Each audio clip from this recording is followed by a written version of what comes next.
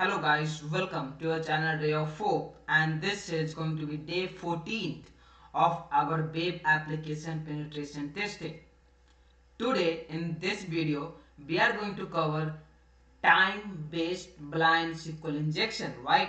Stay tuned with us. Basically in this lab, the lab says that the application is vulnerable for SQL injection, and to identify this, that if it is vulnerable for time-based injection or not, we have to delay the response time by 10 seconds, right? We will not get deep down into this. Now, if I go ahead, let's access the lab, and I have already solved it actually. So let me just do one thing. Just cancel this, get back here. Okay. Yes, this should be the one. Open this. Now I have this lab open over here. Access the lab.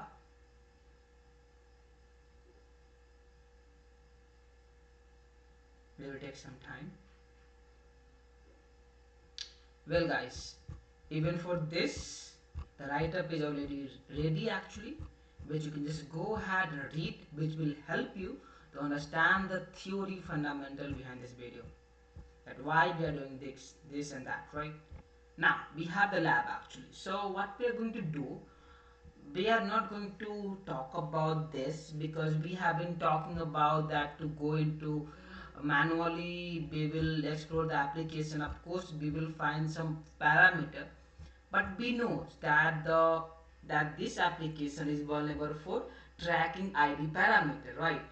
So for that, what I'm going to do, I'll go ahead, turn on the proxy, intercept, turn on the proxy as well. Just it is taking much time. Why?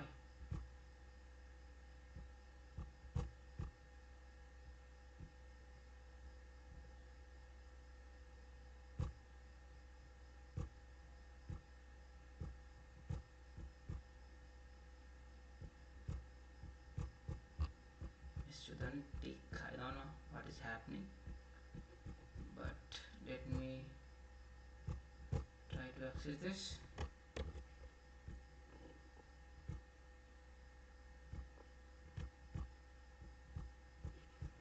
Refresh this. Data got intercepted. Now I don't need YouTube actually. This is how the data, intercepted data, looks like. So what I'm gonna do over here, just send it to the repeater to play with the request and response. Turn off the intercept, turn off the proxy as well.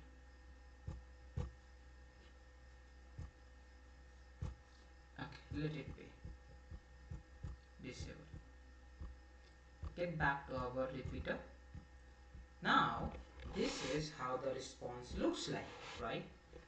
We all knows that actually we don't know if this application is vulnerable for union based, error based, time based, blind, or any type of SQL injection.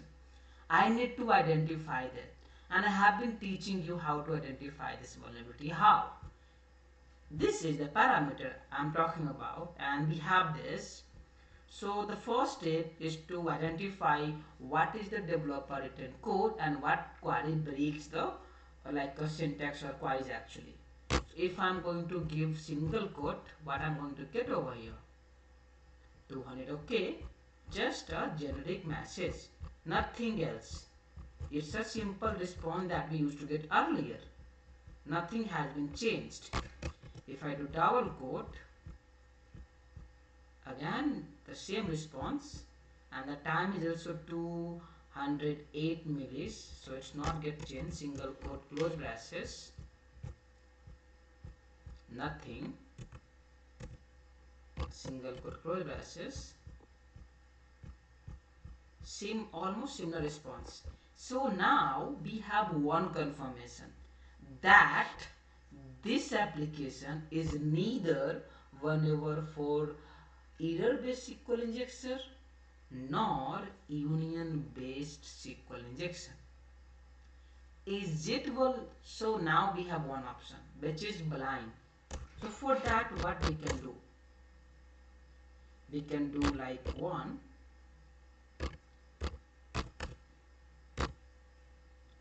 or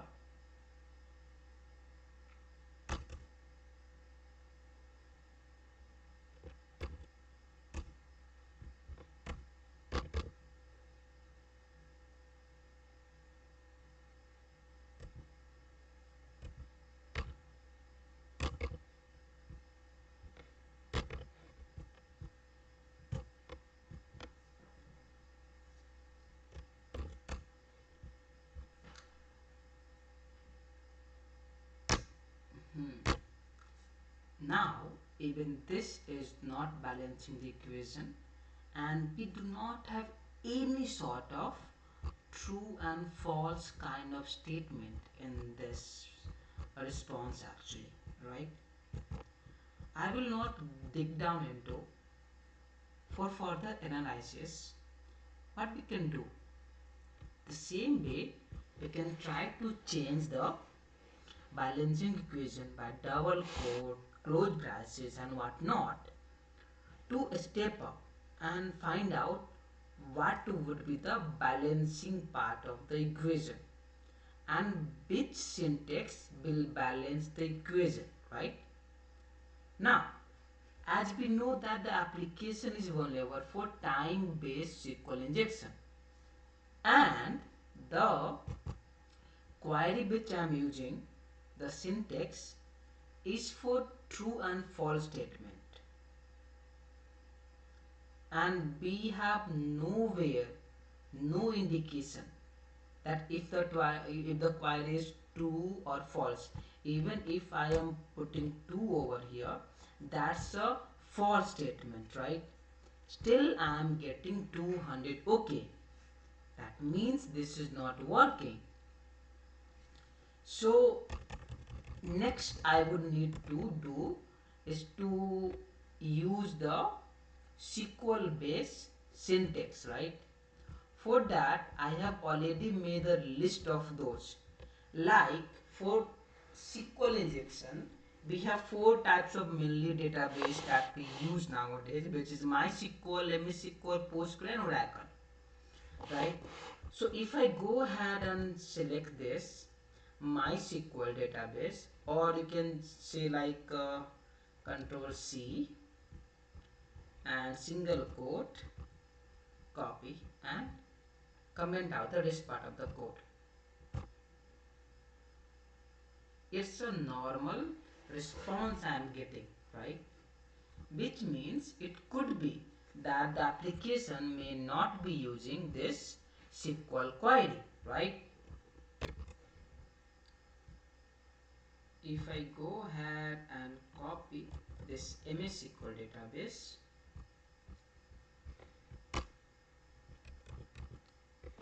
basically to break the query to complete the equation we use semicolon in MSQL and then hyphen hyphen to comment out the rest part of the code, space and hit enter. What I'm going to get again, it's just 200. Okay, which confirms that the application is not even using MySQL database. Now what? We have PostgreSQL. Let's copy this. For PostgreSQL, we use the concat statement. What is this? Just copy this and remove all this. Make a concat statement. Okay. And then close it. Hit enter. Again, it's just a similar responses. Did I make any mistake? Yes, I did not comment out the rest part of the code. If I comment out the rest part of the code, There you go. I am having almost 10-second delayed. And how I can identify that if application is vulnerable for time waste or not? Can you see over here? The delayed is of 10,205 milliseconds. Now if I go ahead and check the lab, congratulations, you have solved the lab, which means that the application is using PostgreSQL database and the developer written query is in single quote. Further, we can exploit this vulnerability. We can retrieve the data about the